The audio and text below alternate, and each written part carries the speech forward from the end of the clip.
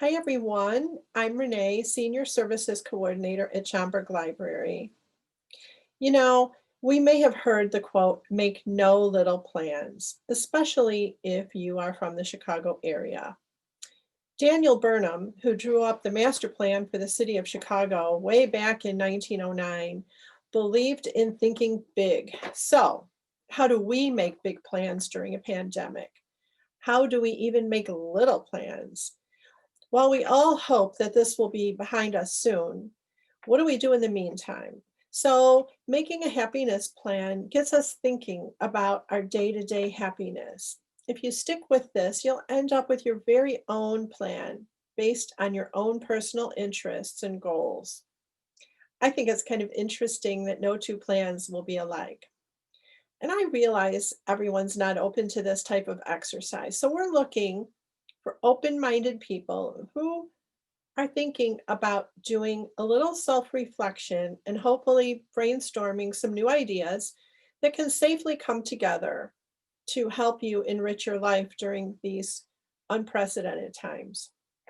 Let's take an inventory of the things that we can do, and let's all focus on taking care of ourselves just a little bit better and hopefully spread a little joy to others in the process. So we'll begin with our Take and Make booklet that you received from the library, or you can obtain a fillable PDF version here. I felt really strongly that you could benefit from getting different perspectives. So I'll turn it over to others from our community who will share their unique perspectives. And I want to really thank all of our guest presenters today. So feel free to pause this video between the segments and take some time to reflect on things. If you're crafty, you can decorate the cover of your book and personalize it with the decorations that you received from the library. So for page 1, we're going to think about the things that we are good at. So you have some room here on your booklet to consider what you are good at, especially relating these things to the times that we're in. For instance, if you have a love of ballroom dancing or country line dancing, it's not really going to be happening right now. So you might want to list your knowledge of music and music trivia, something that you're good at. And you might want to come up with a music trivia quiz to share.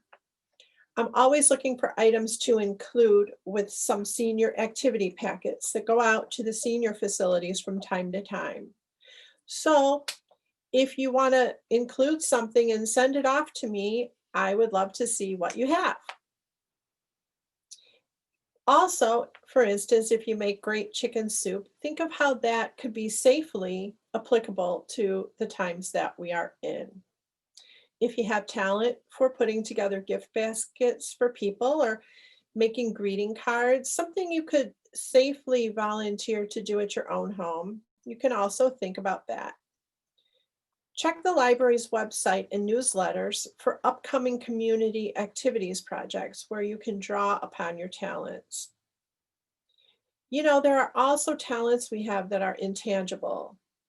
It could be your own inner strength, resiliency, and your determination to continue to make a difference in your own and others' lives from a distance.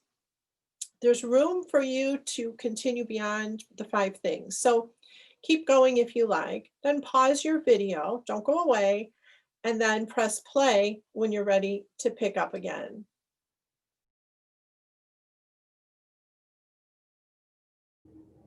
Hello, I'm Burke McDonald. I'm a reporter for the Park District Schaumburg Heartbeat Show. I'm also a Schaumburg resident, and I've had some experience in crisis counseling and working with high school students as a high school counselor. I'm going to go on, my part of the presentation is going to be talking about ways to make yourself feel good working with other people. So let's get on. It's only 4 or 5 points, but I think they're important points that all of us can participate in. Why don't you go and find a picture? Find a picture of a time that made you happy. Something that you look back on and you say, geez, that was a great time. I had a lot of fun. Maybe it's just a a place that you were. Maybe it was with other people. We're trying to do this for working with other people, so a picture with people in it would be very good to have. Take some time and stop and look at that picture and think about what was going on, what was happening.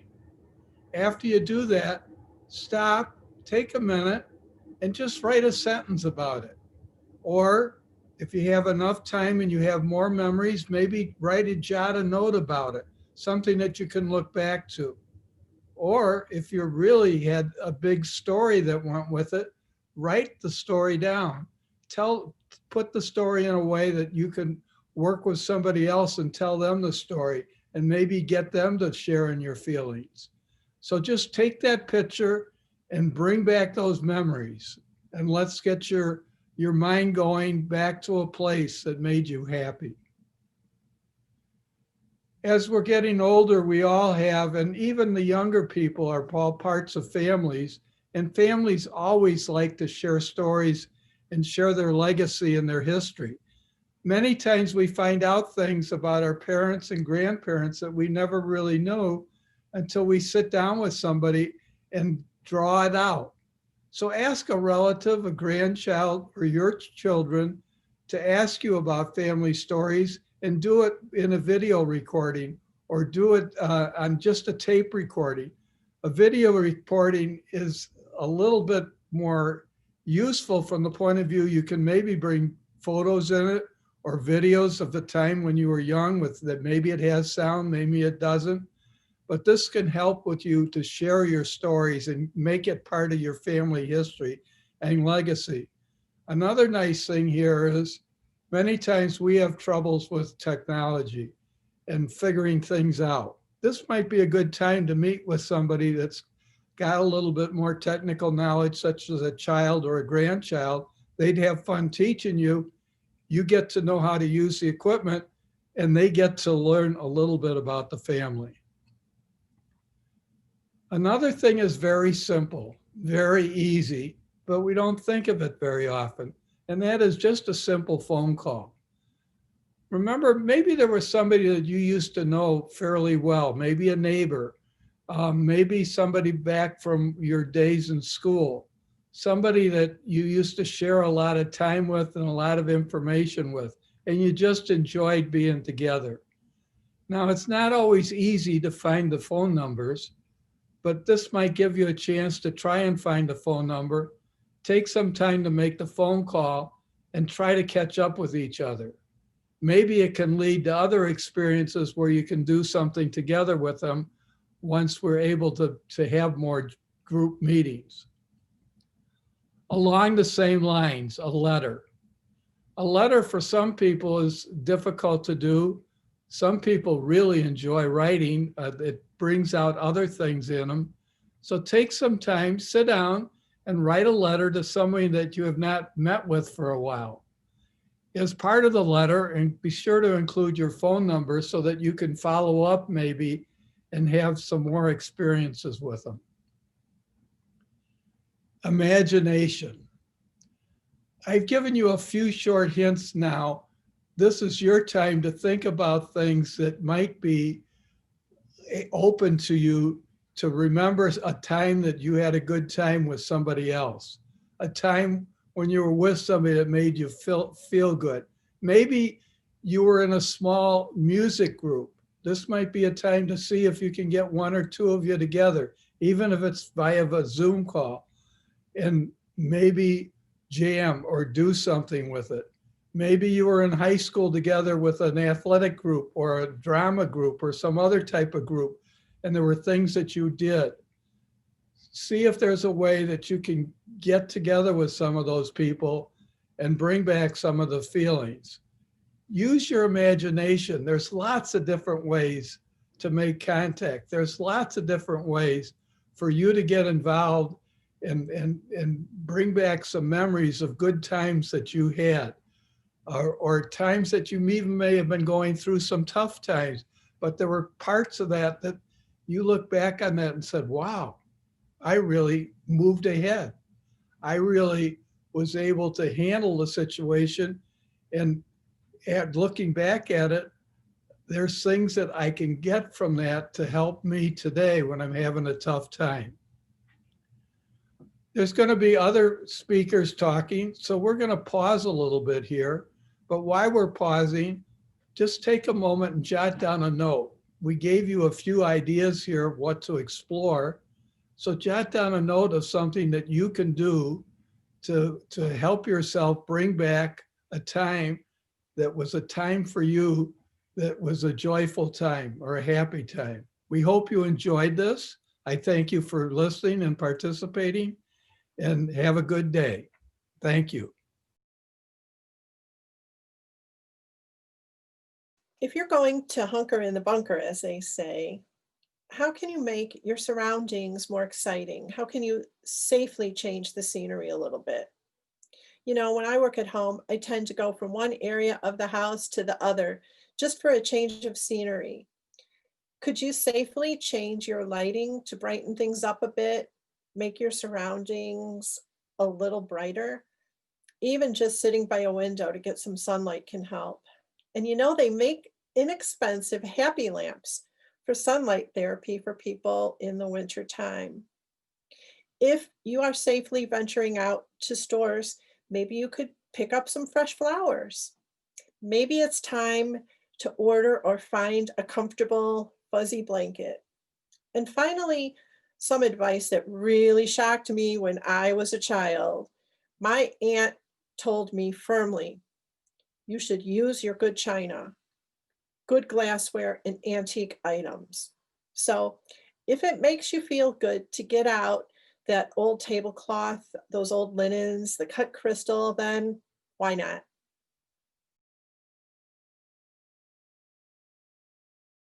Hi, my name is Lynne O'Malley, and I am the Community Liaison for Right at Home.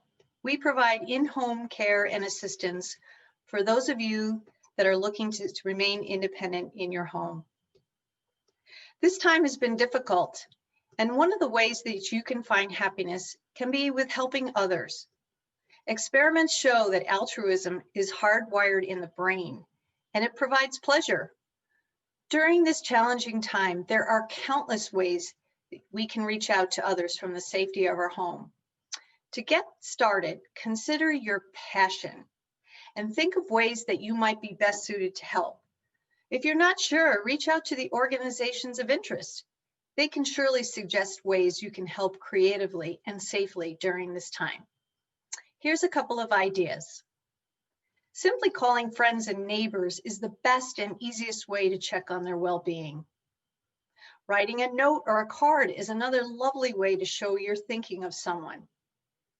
For folks going through chemotherapy, programs exist where you can send them cards of inspiration. If you have a sewing talent, making masks can have an incredible impact during this time. And there are folks out there who can provide fabric to your home. If you knit or crochet, there are organizations that collect pieces to put together afghans and clothing for the homeless. If you love to bake or love pets, you can make treats for the local Humane Society or even serve as a bird watcher to provide data for your local wildlife organization. How about clipping coupons for the local food pantry to provide folks trying to make ends meet? There are many opportunities if you're able to connect virtually if you have a computer, like serving as an audience grandparent for children in other countries where you can be part of a live stream classroom, or being the eyes for someone with compromised eyesight trying to read a recipe from a box. With families trying to manage remote learning, perhaps call your local elementary school and offer to read to children virtually while their stretched parents try and make dinner. Local opportunities in your community are posted on volunteermatch.com, and all you have to do is just select the zip code where you live. This time has been difficult for all of us, and reaching out to those unexpected heroes can make a big difference. Send thank you notes to grocery store workers or mail carriers, for example. Their work, at some risk to their own health, is vital to the health and safety of our country. And this one I love. You can call the Health Hero Hotline. It allows you to leave messages of appreciation and support. And you can even listen to the touching messages that people have left by accessing their website.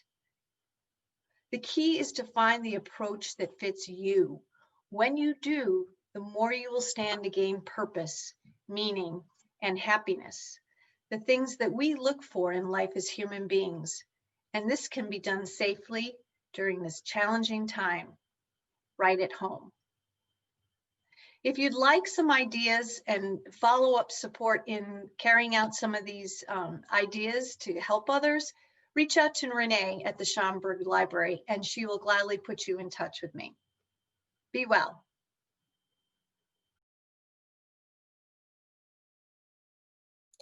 So page 5 deals with caring for ourselves a little bit better. If you're looking for self-help ideas, check your library's catalog online or call us for suggestions.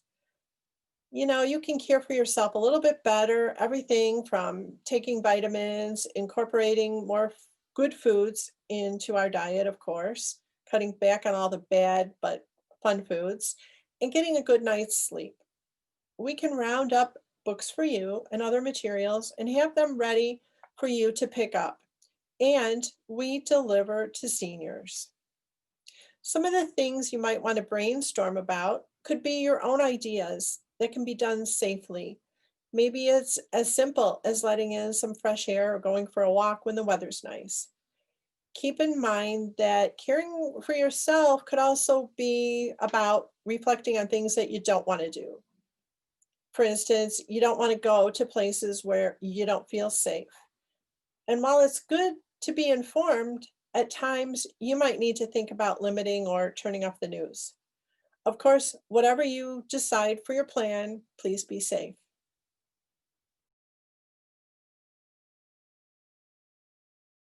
Hi, everybody. My name is Tony Kierna, and I'm the Schaumburg Township District Library Genealogy Coordinator.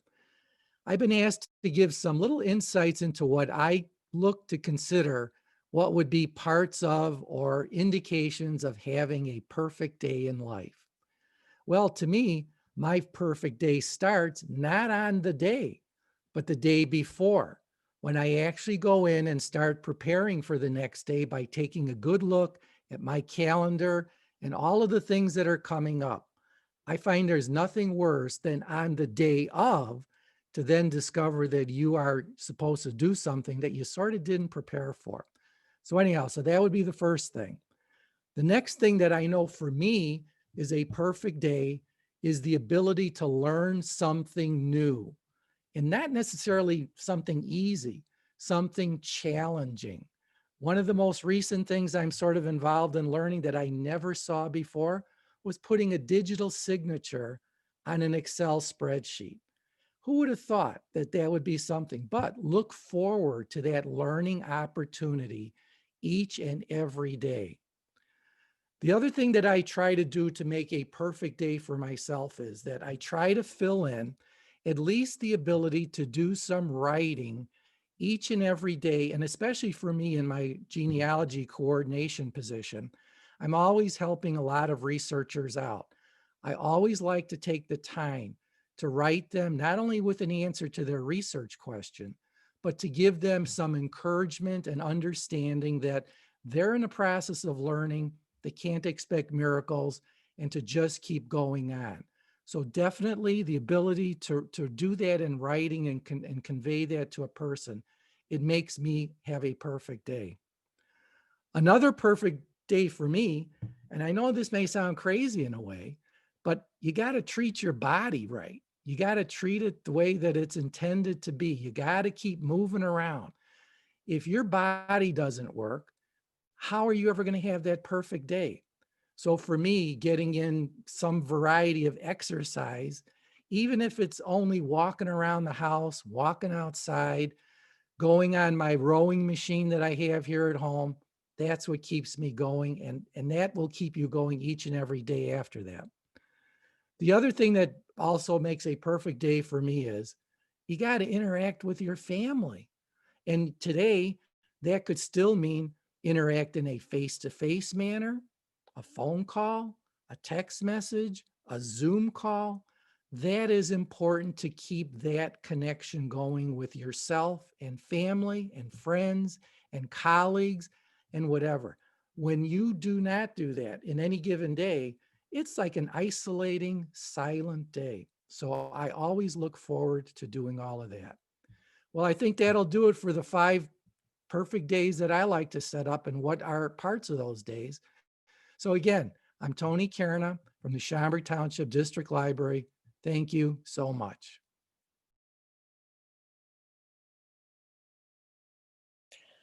So you're probably thinking, why did we put a page about fears in a plan for our happiness? Well, if we can put a new spin on what we're afraid of, it can help us move forward. For instance, if you're afraid of losing touch with your grandchildren, you can find ways of safely staying in touch or utilize all of your talents to make them crafty greeting cards. Something like that. A quick search of our library catalog shows well over 30 books just on the topic of fears. So there's plenty of resources available. In fact, one of the newer books published is called Stop Avoiding Stuff: 25 Micro Skills to Face Your Fears.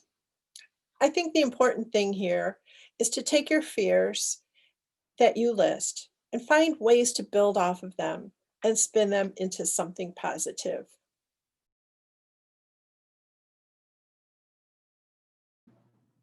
Hi, everyone. My name is Marina Lvovich. I'm the Senior Services Manager for the Village of Schaumburg at the senior program called the Schaumburg Barn. Schaumburg Barn acts as a second home for many of the area seniors. We offer lots of different meal options as well as social programs that are now conducted over Zoom.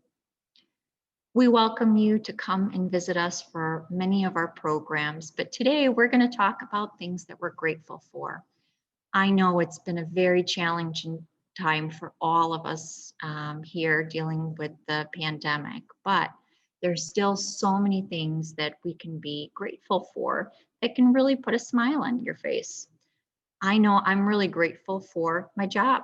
I'm able to help so many people in the community delivering food to homebound seniors, as well as curbside pickup for many of the folks that can come by car, as well as connecting socially over Zoom for bingo and yoga and other wonderful programs. I want to know what you're grateful for. What are the things that make you smile? What are the things that make you happy? We look forward to hearing from you. Take care, stay well, and stay safe.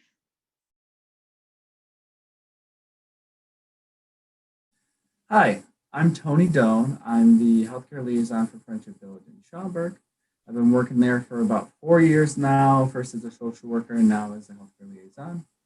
I've absolutely loved my time there. I love helping seniors, many different roles that I've taken on there, and it's really a great joy to assist older adults in getting through both difficult times and when we're having really great times and having fun and spreading joy in that way. So I'm assuming that for most people right now is a little bit more of a difficult time, which is why we're all coming together to put this make a plan together and really try to assist those that might be struggling right now to organize their thoughts and to create a plan to help them feel better, even though they might not be feeling great, or to help them feel even better if you're kind of on the upswing and you're starting to get things going for you. So we're kind of wrapping things up here. You've kind of seen slides and you've talked through, you've been writing things down about